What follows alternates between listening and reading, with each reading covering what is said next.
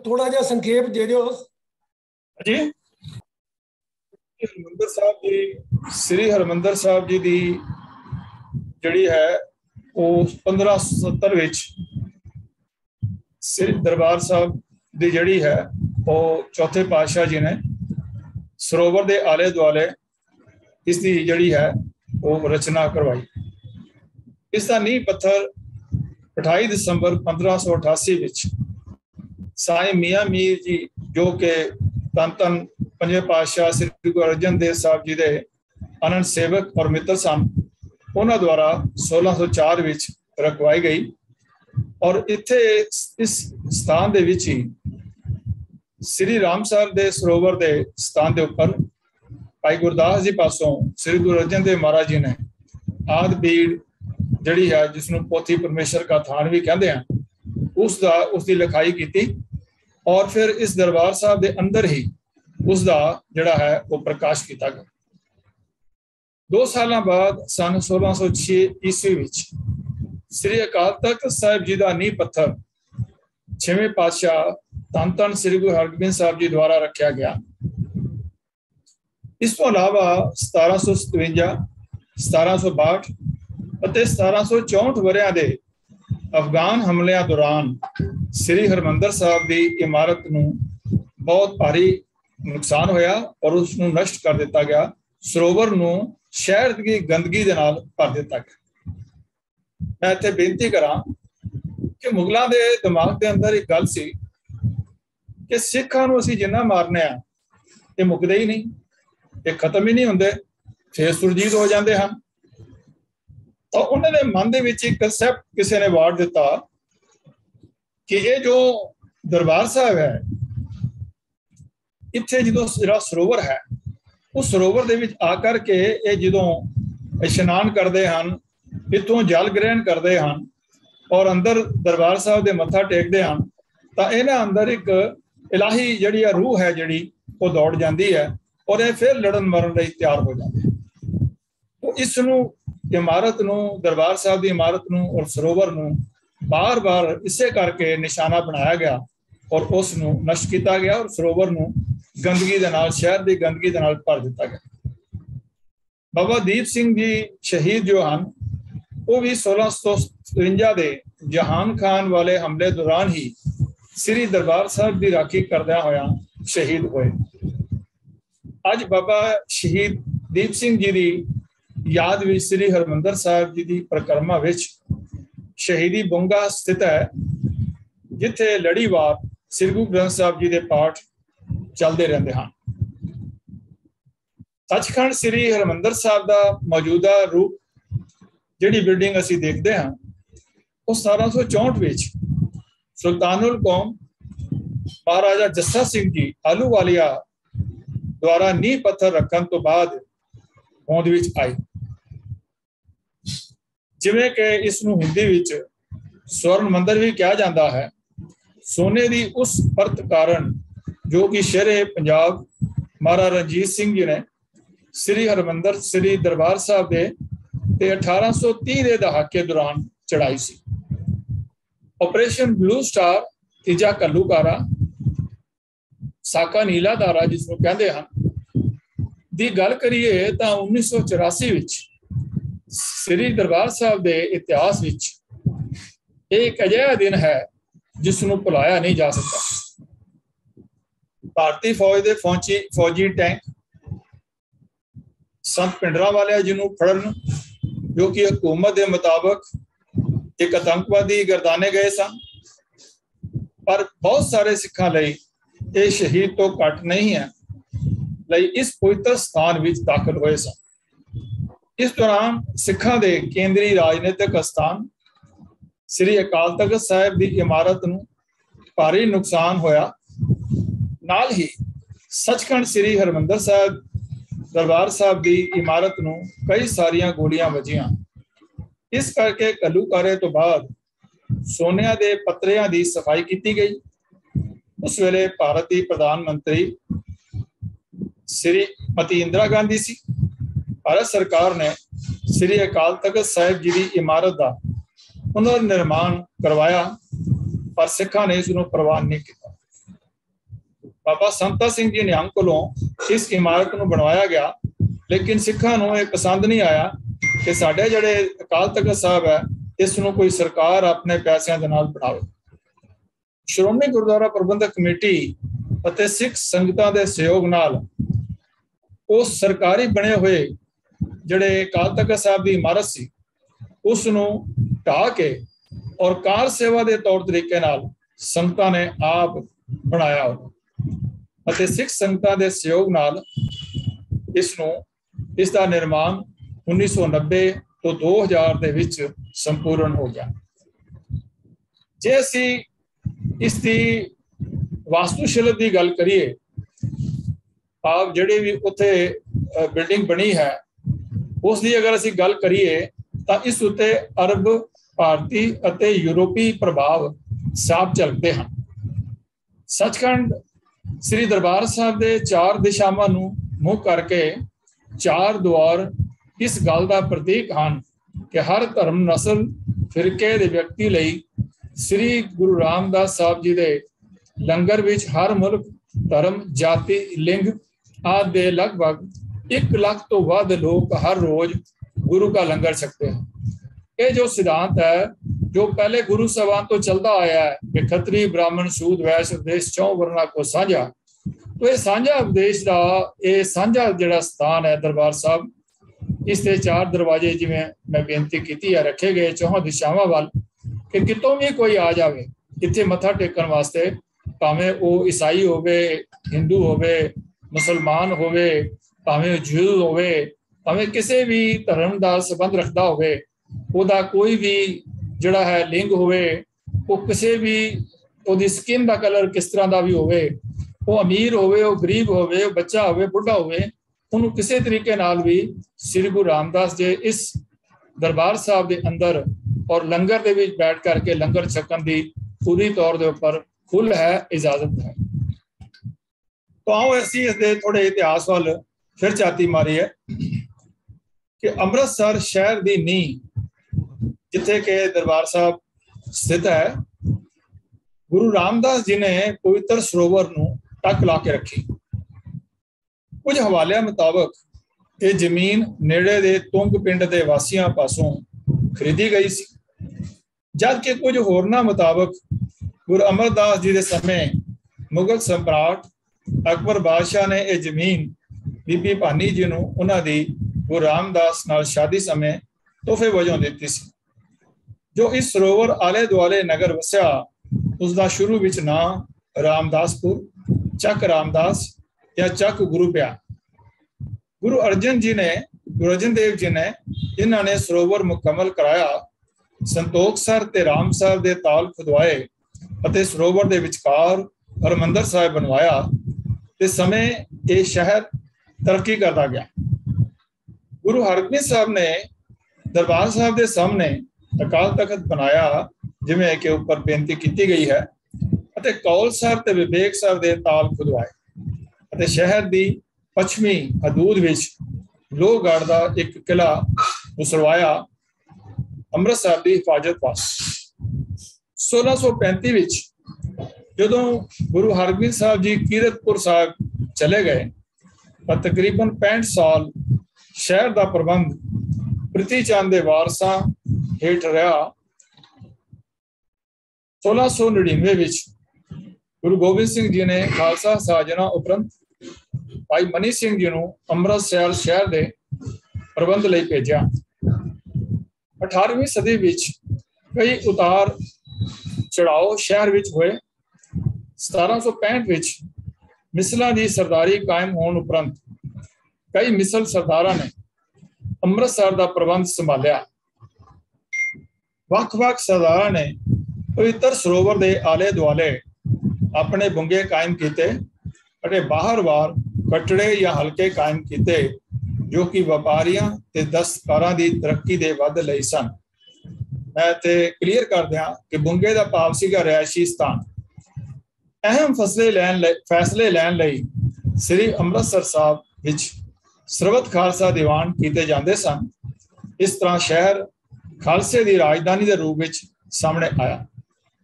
18वीं सदी के अंत तक ਅੰਮ੍ਰਿਤਸਰ ਪੰਜਾਬ ਦਾ ਇੱਕ ਉੱਘਾ ਵਪਾਰਕ ਕੇਂਦਰ ਬਣ ਚੁੱਕਾ ਸੀ। ਮਹਾਰਾਜਾ ਰਣਜੀਤ ਸਿੰਘ ਜੋ ਕਿ 1801 ਤੱਕ ਮਹਾਰਾਜੇ ਦੀ ਪਦਵੀ ਪ੍ਰਾਪਤ ਕਰ ਚੁੱਕਿਆ ਸੀ, ਉਸਨੇ 1805 ਵਿੱਚ ਇੱਥੇ ਆਪਣਾ ਅਧਿਕਾਰ ਜਮਾਇਆ ਜਦੋਂ ਉਸਨੇ ਜ਼ਮਜ਼ਮਾ ਤੋਪ ਤੇ ਭੰਗੀ ਸਰਦਾਰਾਂ ਦੇ ਕਿਲੇ ਅਤੇ ਤੋਸ਼ੇਖਾਨੇ ਤੇ ਆਪਣਾ ਕੰਟਰੋਲ ਕਰ ਲਿਆ। 1815 ਵਿੱਚ ਰਾਮਗੜੀਆ ਕਿਲਾ ਹਥਿਆਰ ਲੈਣ ਉਪਰੰਤ 1820 ਵਿੱਚ ਆਲੂਵਾਲੀਆ ਤੇ ਕਨਈਆ ਮਿਸਰ ਨੂੰ ਅਧੀਨ ਕਰ ਲੈਣ ਬਾਅਦ ਪੂਰਾ ਅੰਮ੍ਰਿਤਸਰ ਰਣਜੀਤ ਸਿੰਘ ਦੇ ਪ੍ਰਬੰਧ ਹੇਠ ਆ ਗਿਆ। ਰਣਜੀਤ ਸਿੰਘ ਦੇ ਸਮੇਂ ਕਿਲਾ ਗੋਬਿੰਦਗੜ੍ਹ ਬਣਵਾਇਆ ਗਿਆ, ਰਾਮ ਬਾਗ ਲਵਾਇਆ ਗਿਆ ਅਤੇ ਦਰਬਾਰ ਸਾਹਿਬ ਦੀ ਇਮਾਰਤ ਉੱਤੇ ਸੋਨਾ ਜੜਾਉਣ ਦਾ ਕੰਮ ਹੋਇਆ। ਇਸ ਸਭ ਨਾਲ ਸ਼ਹਿਰ ਦੀ ਤਰੱਕੀ ਵਿੱਚ ਬੇਅੰਤ ਵਾਧਾ ਹੋਇਆ ਅਤੇ ਸਨਅਤੀ ਤੇ ਵਪਾਰਕ ਤਰੱਕੀ ਵਿੱਚ ਇਹ ਸ਼ਹਿਰ ਹੋਰ ਅੱਗੇ ਵਧਿਆ। ਆਓ ਅਸੀਂ ਹੁਣ ਥੋੜਾ ਦੇਖਦੇ ਹਾਂ ਕਿ ਸਰੋਵਰ ਦੇ ਨਿਰਮਾਣ ਤੋਂ ਲੈ ਕੇ ਖਾਲਸਾ ਸਾਜਨਾ ਤੱਕ ਦਾ ਜੋ ਇਤਿਹਾਸ ਹੈ ਉਹਨੂੰ ਬਰੀਫਲੀ ਅਸੀਂ ਆਪ ਜੀ ਦੇ ਨਜ਼ਰ ਕਰਦੇ ਹਾਂ। ਗੁਰੂ ਜੀ ਨੇ ਇਸ ਦਾ ਨੀਂਹ ਪੱਥਰ, ਜਿਵੇਂ ਮੈਂ ਪਹਿਲਾਂ ਕਿਹਾ ਹੈ ਕਿ 28 ਦਸੰਬਰ 1588 ਨੂੰ ਮੀਆਂ ਅਮੀਨ ਜੀ ਪਾਸੋਂ ਰਖਵਾਇਆ ਔਰ ਸਰੋਵਰ ਨੂੰ ਪੱਕਾ ਕਰਵਾਉਣ ਦਾ ਕੰਮ ਸ੍ਰੀ ਗੁਰੂ ਅਰਜਨ ਸਾਹਿਬ ਜੀ ਨੇ ਕਰਵਾਇਆ ਤੇ ਇਸ ਸਰੋਵਰ ਦੇ ਠੀਕ ਵਿਚਕਾਰ ਹੀ ਸ੍ਰੀ ਹਰਿਮੰਦਰ ਸਾਹਿਬ ਦੀ ਇਮਾਰਤ ਉਸਾਰੀ ਗਈ। ਸ੍ਰੀ ਹਰਿਮੰਦਰ ਸਾਹਿਬ ਦੇ ਅੰਦਰ 16 ਅਗਸਤ 1604 ਵਿੱਚ ਆਦਿ ਬੀੜ ਭਾਵ ਪੋਥੀ ਪਰਮੇਸ਼ਰ ਦਾ ਥਾਨ ਜਿਸ ਨੂੰ ਕਹਿੰਦੇ ਹਨ, ਉਸ ਦੀ ਸਥਾਪਨਾ ਹੋਈ। ਸ੍ਰੀ ਗੁਰੂ ਗ੍ਰੰਥ ਸਾਹਿਬ ਜੀ ਦੀ ਸੰਪਾਦਨਾ ਗੁਰੂ ਅਰਜਨ ਦੇਵ ਜੀ ਨੇ ਆਪ ਕੀਤੀ। ਬਾਬਾ ਬੁੱਢਾ ਜੀ ਨੂੰ ਹਰਿਮੰਦਰ ਸਾਹਿਬ ਦੇ ਪਹਿਲੇ ਗ੍ਰੰਥੀ ਦੀ ਸੇਵਾ ਸੌਂਪੀ ਗਈ। ਗੁਰੂ ਅਰਜਨ ਸਾਹਿਬ ਨੇ ਰੋਜ਼ਾਨਾ ਸਾਰਾ ਦਿਨ ਅਤੇ ਦੇਰ ਰਾਤ ਤੱਕ ਗੁਰਬਾਣੀ ਦਾ ਪਾਠ ਅਤੇ ਕੀਰਤਨ ਕਰਨ ਦੀ ਜੋ ਮਰਿਆਦਾ ਬੰਨੀ ਸੀ ਉਹ ਕਿ ਅੱਜ ਵੀ ਇਸੇ ਤਰ੍ਹਾਂ ਹੀ ਕਾਇਮ ਹੈ। तो नौवें पातशाह गुरु तेग बहादुर जी जो 1664 ਵਿੱਚ ਦਰਬਾਰ ਸਾਹਿਬ ਦੇ ਦਰਸ਼ਨਾਂ ਨੂੰ ਆਏ ਤਾਂ ਬਾਬਾ ਸ੍ਰੀ ਚੰਦ ਦੇ ਵਾਰਸਾਂ ਨੇ ਗੁਰੂ ਤੇਗ ਬਹਾਦਰ ਸਾਹਿਬ ਨੂੰ ਅੰਦਰ ਨਹੀਂ ਆਉਣ ਦਿੱਤਾ ਤੇ ਦਰਵਾਜ਼ੇ ਬੰਦ ਕਰ ਲਏ ਤੇ ਗੁਰੂ ਤੇਗ ਬਹਾਦਰ ਸਾਹਿਬ ਜੀ ਅਕਾਲ ਤਖਤ ਦੇ ਨਾਲ ਹੀ ਥੜੇ ਦੇ ਉੱਪਰ ਬੈਠ ਕਰਕੇ ਵਾਪਸ ਚਲੇ ਗਏ। ਉਹਨਾਂ ਕੋਈ ਵੀ ਕਿਸੇ ਤਰੀਕੇ ਦਾ ਜਿਹੜਾ ਹੈ ਕ੍ਰਿਸਚੀਅਨ ਦੇ ਵਾਰਸਾਂ ਦੇ ਨਾਲ ਕੋਈ ਕੰਫਲਿਕਟ ਨਹੀਂ ਕੀਤਾ। ਹੁਣ ਅਸੀਂ ਗੱਲ ਕਰੀਏ ਬਰੀਫਲੀ ਕਿ ਖਾਲਸਾ ਸਾਜਨਾ ਤੋਂ ਲੈ ਕੇ ਮਹਾਰਾਜਾ ਰਣਜੀਤ ਸਿੰਘ ਦਾ ਜੋ ਪੀਰੀਅਡ ਹੈ, ਅੰਮ੍ਰਿਤਸਰ ਦੇ ਲੋਕਾਂ ਦੀ ਬੇਨਤੀ ਤੇ 1699 ਈਸਵੀ ਦੀ ਵਿਸਾਖੀ ਨੂੰ ਖਾਲਸਾ ਸਾਜਨਾ ਕਰਨ ਤੋਂ ਬਾਅਦ ਸ੍ਰੀ ਗੁਰੂ ਗੋਬਿੰਦ ਸਿੰਘ ਜੀ ਨੇ ਭਾਈ ਮਨੀ ਸਿੰਘ ਜੀ ਨੂੰ, ਭਾਈ ਭੋਪਾਲ ਸਿੰਘ ਜੀ, ਭਾਈ ਗੁਲਜ਼ਾਰ ਸਿੰਘ, ਭਾਈ ਕੇਰ ਸਿੰਘ ਜੀ, ਭਾਈ ਦਾਨ ਸਿੰਘ ਅਤੇ ਭਾਈ ਕੀਰਤ ਸਿੰਘ ਦੇ ਨਾਲ ਅਕਾਲ ਤਖਤ ਅਤੇ ਸ੍ਰੀ ਦਰਬਾਰ ਸਾਹਿਬ ਦੇ ਪ੍ਰਬੰਧ ਲਈ ਸ੍ਰੀ ਅੰਮ੍ਰਿਤਸਰ ਭੇਜਿਆ। 1709 ਤੋਂ 1765 ਵਿਚਲੇ ਵਰੇ ਸ੍ਰੀ ਅੰਮ੍ਰਿਤਸਰ ਅਤੇ ਸ੍ਰੀ ਦਰਬਾਰ ਸਾਹਿਬ ਲਈ ਬਹੁਤ ਉਥਲ-ਪੁਥਲ ਵਾਲੇ ਸਨ। 1733 ਵਿੱਚ ਜਦ ਜ਼ਕਰੀਆ ਖਾਨ ਨੇ ਸਿੱਖਾਂ ਦੇ ਪ੍ਰਤੀਨਿਧ ਕਪੂਰ ਸਿੰਘ ਨੂੰ ਨਵਾਬੀ ਦੀ ਭੇਟ ਕੀਤੀ ਤਾਂ ਦਰਬਾਰ ਸਾਹਿਬ ਵਿੱਚ ਕੁਝ ਸਮਾਂ ਗੁਰੂ ਹਰਗੋਬਿੰਦ ਸਾਹਿਬ ਦੇ ਸਮੇਂ ਵਾਲੀ ਰੌਣਕ ਵਾਲਾ ਬਣ ਗਿਆ। ਪਰ 1735 ਵਿੱਚ ਇਹ ਟ੍ਰੀਟੀ ਜਿਹੜੀ ਸੀ ਅਹਿਮਦਨਾਮਾ ਜੋ ਕਪੂਰ ਸਿੰਘ ਜੀ ਦੇ ਨਾਲ ਕੀਤਾ ਗਿਆ ਸਿੱਖ ਪੰਥ ਦੇ ਨਾਲ ਜ਼ਕਰੀਆ ਖਾਨ ਵੱਲੋਂ ਉਹ ਟੁੱਟ ਗਿਆ ਤੇ ਸਿੱਖਾਂ ਨੂੰ ਫਿਰ ਜੰਗਲਾਂ ਵੱਲ ਜਾਣਾ ਪਿਆ। ਭਾਈ ਮਨੀ ਸਿੰਘ ਜੀ ਨੂੰ ਬੰਦੀ ਬਣਾ ਲਿਆ ਗਿਆ ਤੇ 1737 ਨੂੰ ਉਹਨਾਂ ਦਾ ਕਤਲ ਕਰ ਦਿੱਤਾ ਗਿਆ। ਕਾਰਨ ਇਹ ਸੀ ਕਿ ਭਾਈ ਮਨੀ ਸਿੰਘ ਜੀ ਨੇ ਦੀਵਾਲੀ ਦੇ ਮੌਕੇ ਦੇ ਉੱਪਰ ਸਿੰਘਾਂ ਨੂੰ ਇਕੱਠਾ ਕਰਨ ਦਾ ਜਿਹੜਾ ਉਪਰਾਲਾ ਕੀਤਾ ਤੇ ਸਭ ਨੂੰ ਚਿੱਠੀਆਂ ਭੇਜੀਆਂ ਗਈਆਂ, ਲੇਕਿਨ ਜ਼ਕਰੀਆ ਖਾਨ ਦੀ ਬਦਨੀਤੀ ਦਾ ਪਤਾ ਲੱਗਣ ਤੇ ਭਾਈ ਮਨੀ ਸਿੰਘ ਜੀ ਨੇ ਉਹਨਾਂ ਨੂੰ ਦਰਬਾਰ ਸਾਹਿਬ ਆਉਣ ਤੋਂ ਰੋਕ ਦਿੱਤਾ ਤੇ ਜ਼ਕਰੀਆ ਖਾਨ ਨੇ ਇਹ ਕਿਹਾ ਕਿ ਸਾਨੂੰ ਜਿਹੜੇ 5000 ਰੁਪਇਆ ਤੁਸੀਂ ਮੰਨਿਆ ਸੀ ਉਹ ਸਾਨੂੰ ਦਿਓ, ਲੇਕਿਨ ਭਾਈ ਮਨੀ ਸਿੰਘ ਜੀ ਨੇ ਕਿਹਾ ਵੀ ਮੈਂ ਇਹ ਨਹੀਂ ਦੇ ਸਕਦਾ ਕਿਉਂਕਿ ਸਿੰਘਾਂ ਦਾ ਇਕੱਠ ਹੋਇਆ ਹੀ ਨਹੀਂ। ਫਿਰ ਸਲਾਹ ਕਰਨ ਤੋਂ ਬਾਅਦ ਭਾਈ ਮਨੀ ਸਿੰਘ ਜੀ ਨੇ ਕਿਹਾ ਕਿ ਅਸੀਂ ਵਿਸਾਖੀ ਦੇ ਅੰਦਰ ਦੁਬਾਰਾ ਇਕੱਠੇ ਹੋਵਾਂਗੇ ਤੇ ਉਦੋਂ ਆਪ ਜੀ ਨੂੰ 10,000 ਰੁਪਏ ਜਿਹੜੇ ਹਨ ਉਹ ਦੇ ਦਿੱਤੇ ਜਾਣਗੇ। ਲੇਕਿਨ ਉਦੋਂ ਫਿਰ ਉਹਨਾਂ ਦੀ ਬਦਨੀਤੀ ਜਿਹੜੀ ਹੈ, ਉਹਨਾਂ ਨੇ ਆਪਣੀਆਂ ਫੌਜ ਜਿਹੜੀ ਹੈ ਉਸ ਨੂੰ ਅੰਮ੍ਰਿਤਸਰ ਸਾਹਿਬ ਦੇ ਨੇੜੇ ਤੇੜੇ ਜਿਹੜੇ ਹਨ ਉਹਨਾਂ ਨੂੰ ਫੌਜਾਂ ਨੂੰ ਇਕੱਠਾ ਕਰ ਲਿਆ ਤੇ ਭਾਈ ਮਨੀ ਸਿੰਘ ਜੀ ਨੇ ਉੱਥੇ ਵੀ ਜਿਹੜਾ ਹੈ ਉਹਨਾਂ ਨੂੰ ਮਨਾ ਕਰਤਾ ਸਿੰਘਾਂ ਨੂੰ ਆਉਣ ਤੇ, ਤਾਂ ਕਿ ਕਤਲੇਆਮ ਨਾ ਹੋਵੇ। ਤੇ ਫਿਰ ਇਸ ਨੂੰ ਪੁਆਇੰਟ ਬਣਾ ਕਰਕੇ, ਇਸ਼ੂ ਬਣਾ ਕਰਕੇ ਜ਼ਕਰੀਆ ਖਾਨ ਨੇ ਭਾਈ ਮਨੀ ਸਿੰਘ ਜੀ ਨੂੰ ਬੰਦੀ ਬਣਾ ਕੇ ਉਹਨਾਂ ਦਾ ਬੰਦ ਕੱਟ ਕੇ ਨਖਾਸ ਚੌਂਕ ਵਿੱਚ 1737 ਵਿੱਚ ਉਹਨਾਂ ਨੂੰ ਕਤਲ ਕਰ ਦਿੱਤਾ। ਭਾਈ ਮਨੀ ਸਿੰਘ ਦੇ ਨਾਲ ਉਹਨਾਂ ਦੇ ਦੋ ਪੁੱਤਰ ਜਿਹੜੇ ਹਨ ਉਹਨਾਂ ਨੂੰ ਵੀ ਕਤਲ ਕਰ ਦਿੱਤਾ ਗਿਆ। ਇੱਕ ਰਾਜਪੂਤ ਜ਼ਿਮੀਂਦਾਰ ਮੱਸੇ ਰੰਗੜ ਨੂੰ ਅੰਮ੍ਰਿਤਸਰ ਦਾ ਕੋਤਵਾਲ ਥਾਪ ਕੇ ਸ਼ਹਿਰ ਉਸਨੇ ਆਪਣੇ ਕਬਜ਼ੇ ਵਿੱਚ ਕਰ ਲਿਆ।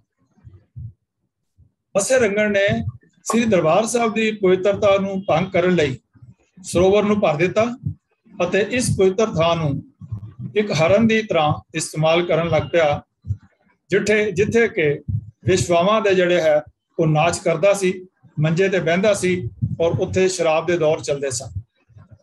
ਇਸ ਅਪਵਿੱਤਰਤਾ ਦੀ ਖਬਰ ਜਦੋਂ ਰਾਜਸਥਾਨ ਦੇ ਵਿੱਚ ਸਿੰਘਾਂ ਨੂੰ ਅਪੜੀ ਤਾਂ ਉਹਨਾਂ ਦਾ ਖੂਨ ਖੋਲਿਆ ਕਿ ਸਾਡਾ ਪਵਿੱਤਰ ਸਥਾਨ ਇੱਥੇ ਕਿਵੇਂ ਜਿਹੜੀ ਹੈ ਦੁਸ਼ਟ ਜਿਹੜਾ ਹੈ ਮੱਸਾ ਰੰਗੜ, ਉਹ ਕਿਵੇਂ ਉੱਥੇ ਸ਼ਰਾਬਾਂ ਦੇ ਦੌਰ ਚਲਾ ਰਿਹਾ ਹੈ ਔਰ ਬੇਸਵਾਵਾਂ ਦੇ ਨਾਚ ਕਰਾ ਰਿਹਾ ਹੈ, ਤੇ ਇਸ ਨੂੰ ਸੋਧਣਾ ਚਾਹੀਦਾ ਹੈ। ਉਹ ਇਹ ਬਦਲਾ ਲੈਣ ਲਈ ਮੀਰਾਕੋਟ ਦੇ ਭਾਈ ਮਤਾਬ ਸਿੰਘ ਤੇ ਮਾੜੀ ਕੰਬੋਕੇ ਦੇ ਭਾਈ ਸੁੱਖਾ ਸਿੰਘ ਨੇ ਇਹ ਜ਼ਿੰਮੇਵਾਰੀ ਆਪਣੇ ਸਿਰ ਲਈ ਤੇ ਪਿੰਡਾਂ ਦੇ ਜਿਹੜੇ ਲੋਕ ਹੁੰਦੇ ਹਨ, ਜਿਹੜੇ ਮਾਲੀਆ ਦਿੰਦੇ ਹਨ, ਉਹ ਭੇਟਾ ਕਰਨ ਵਾਸਤੇ ਹਰਿਮੰਦਰ ਸਾਹਿਬ ਵਿੱਚ ਦਾਖਲ ਹੋਏ ਅਤੇ ਅੰਦਰ ਜਾ ਕਰਕੇ ਇੱਕ ਬੋਰੀ ਦੇ ਅੰਦਰ ਜਿਹੜੇ ਟੁੱਟੇ ਹੋਏ ਠੀਕਰੇ ਜਿਹੜੇ ਹਨ ਜਿਵੇਂ ਘੜੇ ਦੇ ਹੁੰਦੇ ਹਨ ਉਹਨਾਂ ਨੂੰ ਪਾ ਕੇ ਲੈ ਗਏ ਤੇ ਉਹਨਾਂ ਨੂੰ ਕਿਹਾ ਵੀ ਅਸੀਂ ਮਾਲੀਆ ਤਾਰਨ ਆਏ ਹਾਂ। ਪਰ ਜਦੋਂ ਮੱਸਾ ਰੰਗੜ ਥੱਲੇ ਉਹਨੇ ਸਿਰ ਕੀਤਾ ਤਾਂ ਇੱਕ ਤਲਵਾਰ ਦੇ ਵਾਰ ਦੇ ਨਾਲ ਉਸਦਾ ਸਿਰ ਅਲੱਗ ਕਰ ਦਿੱਤਾ ਗਿਆ ਤੇ ਉਹ ਇਹਨੂੰ ਵੇਖ ਕੇ ਜਿਹੜੇ ਆਸ-ਪਾਸ ਸਨ ਬੈਠੇ ਉਹ ਸਾਰੇ ਹੀ ਜਿਹੜੇ ਦੌੜ ਗਏ ਤੇ ਉਸ ਮੱਸੇ ਰੰਗੜ ਦਾ ਸਿਰ ਵੱਢ ਕੇ ਨੇਜ਼ੇ ਤੇ ਰੱਖਦੇ ਹੋਏ ਸਿੰਘ ਜਕਾਰੇ ਛੱਡਦੇ ਹੋਏ ਵਾਪਸ ਜਿਹੜੇ ਹਨ ਉਹ ਰਾਜਸਥਾਨ ਵਿੱਚ ਪਹੁੰਚੇ ਤੇ ਸਿੰਘਾਂ ਨੇ ਇਸ ਤਰ੍ਹਾਂ ਉਸ ਮੱਸੇ ਰੰਗੜ ਤੋਂ ਬਦਲਾ ਲਿਆ। ਇਹ ਵਾਕਾ ਜਿਹੜਾ ਹੈ 11 ਅਗਸਤ 1740 ਦਾ। 1753 ਵਿੱਚ ਮੀਰ ਮਨੂ ਦੀ ਮੌਤ ਤੋਂ ਬਾਅਦ ਸਿੱਖਾਂ ਦਾ ਦਰਬਾਰ ਸਾਹਿਬ ਲਗਭਗ ਸੁਤੰਤਰ ਆਣਾ ਜਾਣਾ ਹੋ ਗਿਆ। ਦਿੱਲੀ ਸਰਕਾਰ ਦਾ ਪੰਜਾਬ ਤੇ ਕੰਟਰੋਲ ਨਾਮ ਮਾਤਰ ਦਾ ਹੀ ਰਿਹਾ। ਸਿੱਖ ਵੱਖ-ਵੱਖ ਮਿਸਰਾਂ ਦੇ ਪ੍ਰਬੰਧ ਹੇਠ ਪੰਜਾਬ ਦਾ ਪ੍ਰਬੰਧ ਚਲਾ ਰਹੇ ਸੀ। ਅੰਮ੍ਰਿਤਸਰ ਦਾ ਇਲਾਕਾ ਭੰਗੀ ਮਿਸਲ ਦੇ ਸਰਦਾਰ ਹਰੀ ਸਿੰਘ ਜੀ ਦੇ ਪ੍ਰਬੰਧ ਹੇਠ ਸੀ। 1762 ਵਿੱਚ ਅਫਗਾਨ ਹੱਲੇ ਵੇਲੇ ਅਹਿਮਦ ਸ਼ਾਹ ਦੁਰਾਨੀ ਨੇ ਦਰਬਾਰ ਸਾਹਿਬ ਨੂੰ ਬਰੂਦ ਨਾਲ ਉਡਾ ਦਿੱਤਾ। ਉਸੇ ਸਾਲ ਦੀਵਾਲੀ ਵਿਖੇ ਸਿੱਖ ਫਿਰ ਹਰਿਮੰਦਰ ਸਾਹਿਬ ਵਿਖੇ ਇਕੱਠੇ ਹੋਏ।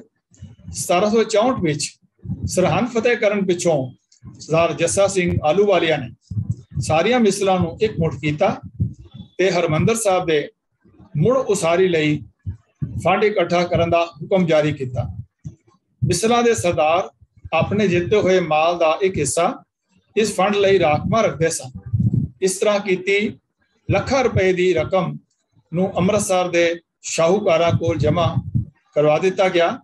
ਸੁਰ ਸਿੰਘ ਪਿੰਡ ਦੇ ਭਾਈ ਦੇਸ ਰਾਜ ਨੇ ਨੂੰ ਸਾਰੇ ਕੰਮ ਦੀ ਨਿਗਰਾਨੀ ਦਾ ਕੰਮ ਸੌਂਪਿਆ ਗਿਆ ਅਤੇ ਇੱਕ ਖਾਸ ਸੀਲ ਗੁਰੂ ਕੀ ਮੋਹਰ ਦੇ ਦਿੱਤੀ ਗਈ ਜਿਸ ਦੁਆਰਾ ਉਹ ਹੋਰ ਵੀ ਫੰਡ ਇਕੱਠਾ ਕਰ ਸਕਦਾ ਸੀ। 7ਵੇਂ ਹਮਲੇ ਵੇਲੇ 1 ਦਸੰਬਰ 1764 ਨੂੰ ਅਬਦਾਲੀ ਮਾਰ ਕਰਦਾ ਹੋਇਆ ਸ੍ਰੀ ਦਰਬਾਰ ਸਾਹਿਬ ਪੁੱਜਾ ਤਾਂ ਸ਼ਹੀਦ ਮਿਸਲ ਦੇ ਸਰਦਾਰ ਗੁਰਬਖਸ਼ ਸਿੰਘ ਨੇ 30 ਸਿੰਘਾਂ ਦੀ ਅਗਵਾਈ ਕਰਦੇ ਹੋਏ ਉਸ ਦਾ ਡਟ ਕੇ ਮੁਕਾਬਲਾ ਕੀਤਾ ਤੇ ਸ਼ਹੀਦੀ ਪ੍ਰਾਪਤ ਕੀਤੀ। ਅਕਾਲ ਤਖਤ ਸਾਹਿਬ ਦੇ ਬਿਲਕੁਲ ਪਿੱਛੇ ਸਥਾਨ ਦੇ ਉੱਪਰ ਜਿੱਥੇ ਗਹਿਗਾ ਚ ਲੜਾਈ ਹੋਈ ਉੱਥੇ ਸ਼ਹੀਦ ਭਾਈ ਗੁਰਬਖਸ਼ ਸਿੰਘ ਜੀ ਨੇ 30 ਸਿੰਘਾਂ ਦੇ ਨਾਲ ਸ਼ਹਾਦਤ ਪ੍ਰਾਪਤ ਕੀਤੀ। ਰਣਜੀਤ ਸਿੰਘ ਦੇ ਤਾਕਤ ਵਿੱਚ ਆਉਣ ਤੱਕ ਗੁਰਦੁਆਰੇ ਦੀ ਪਵਿੱਤਰ ਇਮਾਰਤ ਕਾਫੀ ਹੱਦ ਤੱਕ ਪੂਰੀ ਹੋ ਚੁੱਕੀ ਸੀ। ਹਰਿਮੰਦਰ ਸਾਹਿਬ ਦਰਬਾਰ ਸਾਹਿਬ ਆਪਣੀ ਅੱਜ ਦੀ ਹੋਂਦ ਵਿੱਚ ਮਹਾਰਾਜਾ ਰਣਜੀਤ ਸਿੰਘ ਦੇ ਰਾਜ ਦੌਰਾਨ ਉਸ ਵਿੱਚ ਆਇਆ ਜਦੋਂ ਕੰਧਾਂ ਤੇ ਛੱਤ ਤੇ ਸ਼ਿੰਗਾਰਦਾਰ ਜੜਤ ਤੇ ਨਕਾਸ਼ਕਾਰੀ ਇਹਨਾਂ ਦਿਨਾਂ ਵਿੱਚ ਕੀਤੀ ਗਈ। ਆਓ ਹੁਣ ਥੋੜੀ ਇਮਾਰਤ ਦੇ ਬਾਰੇ ਅਸੀਂ ਗੱਲ ਕਰੀਏ ਦਰਬਾਰ ਸਾਹਿਬ ਦੀ। ਸ੍ਰੀ ਹਰਿਮੰਦਰ ਸਾਹਿਬ ਲਈ ਜਿਹੜੀ ਹੈ ਜ਼ਮੀਨ जिहड़ी जमींदारां पासों खरीदी गई सी। शहर का नक्शा भी उस वक्त ही बनाया गया सी। शहर अते सरोवर का निर्माण इकट्ठे ही 1570 ईस्वी विच शुरू हो गया सी और 1577 विच 7 सालों विच ये बन के तैयार हो गया। श्री हरमंदर साहब नूं निर्माण भी इस दरबार साहब और शहर की जिहड़ी इमारत सीगी इसकी निगरानी खुद गुरु अर्जन देव जी आप करते सन अते उन्हां दा साथ बाबा बुढ़ा जी, भाई गुरदास जी अते भाई सैलो जी अते कई होर सच्चे सिख भी नाल करते सन। श्री दरबार साहब नूं किसी ऊंची जगह ते बनाउण दी थां जिवें असीं देखदे हां कि मंदिर ऊंची जगह ते बनाउणा एक सनातनी रीत है।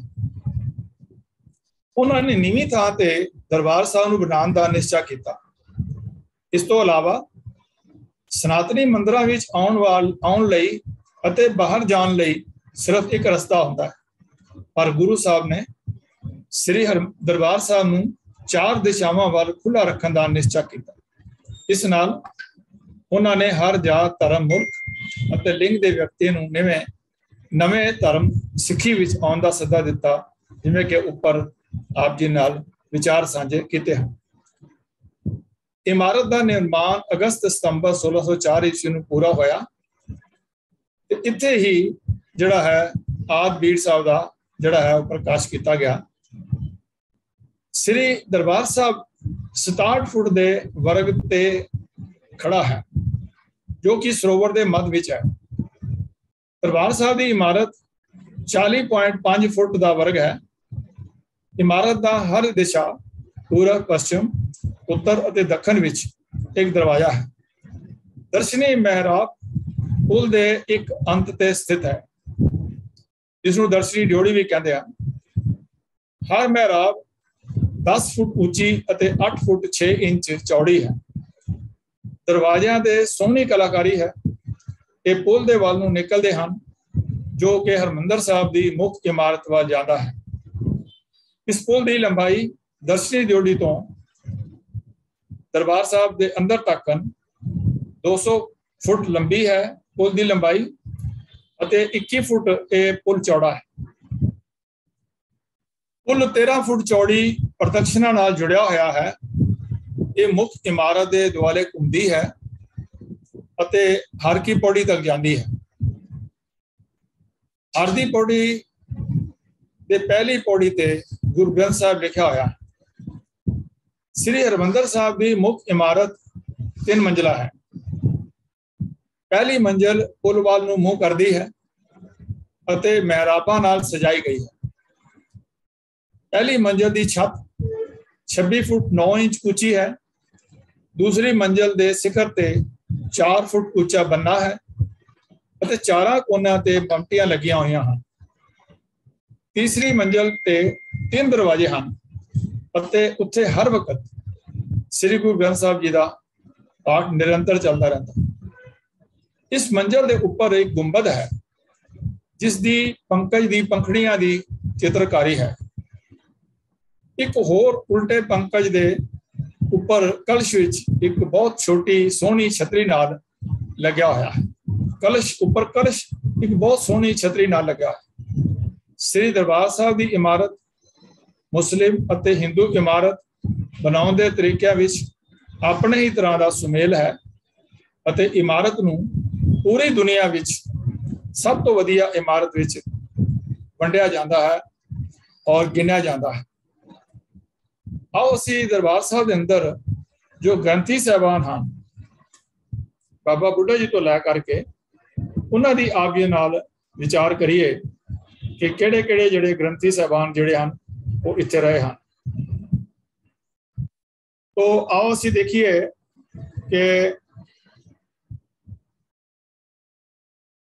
बाबा बुढ़ा जी पहले ग्रंथी, फिर बाबा बिधि चंद जी, फिर भाई मनी सिंह जी, फिर संत गोपाल दास जी उदासी, भाई चंचल सिंह जी, भाई आत्मा सिंह जी, भाई श्याम सिंह जी, भाई जसा सिंह जी, भाई जवाहर सिंह जी, भाई हरनाम सिंह जी, भाई फतेह सिंह जी, ज्ञानी करतार सिंह जी कलास वालिया, महंत मूल सिंह जी गोइंदवाल वाले, ज्ञानी भुपिंदर सिंह जी, ज्ञानी चेत सिंह जी, भाई मक्खन सिंह जी, भाई लाभ सिंह जी, ज्ञानी ठाकुर सिंह जी, ज्ञानी अक्षर सिंह जी, ज्ञानी अर्जन सिंह जी, ज्ञानी कपूर सिंह जी, ज्ञानी निरंजन सिंह जी, ज्ञानी मनी सिंह जी, ज्ञानी कृपाल सिंह जी हेड ग्रंथी, ज्ञानी साहिब सिंह जी, ज्ञानी मोहन सिंह जी हेड ग्रंथी, ज्ञानी पूरन सिंह जी हेड ग्रंथी, ज्ञानी सुखजिंदर सिंह जी, ज्ञानी जसविंदर सिंह जी हेड ग्रंथी, ज्ञानी मान सिंह जी, ज्ञानी अमरजीत सिंह जी, ज्ञानी हरमिंदर सिंह जी ਅਤੇ ज्ञानी बलविंदर सिंह जी।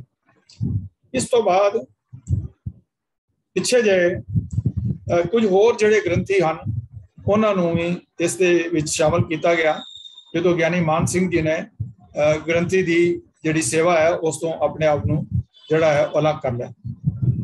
तो इन्हां विचों जिहड़े फैसले ज्ञानी हरप्रीत सिंह जी ने श्रोमणी गुरुद्वारा प्रबंधक कमेटी की अंतरी कमेटी वालों लाए गए फैसले अनुसार इसकी अनाउंसमेंट की अकाल तख्त साहब तो उहदे ज्ञानी राजदीप सिंह जी, ज्ञानी सुल्तान सिंह जी ਅਤੇ ज्ञानी बलजीत सिंह के नाम सचखंड श्री हरमंदर साहब के दरबार साहब के ग्रंथी वजों ऐलान किए गए, जिन्होंने हाजिर पंथक शख्सियतां ਅਤੇ संगतां ने जयकारियां की गूंज विच प्रवानगियां दी। इस उपरंत सचखंड श्री दरबार साहब के मुख ग्रंथी सिंह साहब ज्ञानी जगतार सिंह जी और एडिशनल हेड ग्रंथी ज्ञानी जगतार सिंह जी और श्रोमणी कमेटी के प्रधान अकाल तख्त साहब के जथेदार, तख्त श्री केसगढ़ साहब के जथेदार, तख्त श्री पटना के जथेदार और बाकी जड़े सन उन्होंने सारिया ने ही इत्थे उन्होंने प्रवानगी दी। ते नवनियुक्त जड़े सिंह साहबान सन उन्होंने जड़ा है दरबार साहब की सेवा सरोपा पेट किए गए, दस्तारा भेटा की गई और उन्होंने दरबार साहब की जड़ी है वो सेवा संभालन की जड़ी है ड्यूटी जड़ी दी गई। तो ये सी अज के विचार जड़ी दरबार साहब जी के नाल एसोसीएटेड सी, जिन्ना भी आप जी नाल मैं शेयर कर चुका हाँ। आप कृपा करके उसनों अगर नोट करना हो तो नोट भी कर सकते हो। तो विचार करदे अनेका भुलां हो गई होंगियां तो अनजान बच्चा समझ के माफ़ करना। गज के फतेह बुलाना जी। वाहिगुरू जी का खालसा, वाहिगुरू जी की फतेह।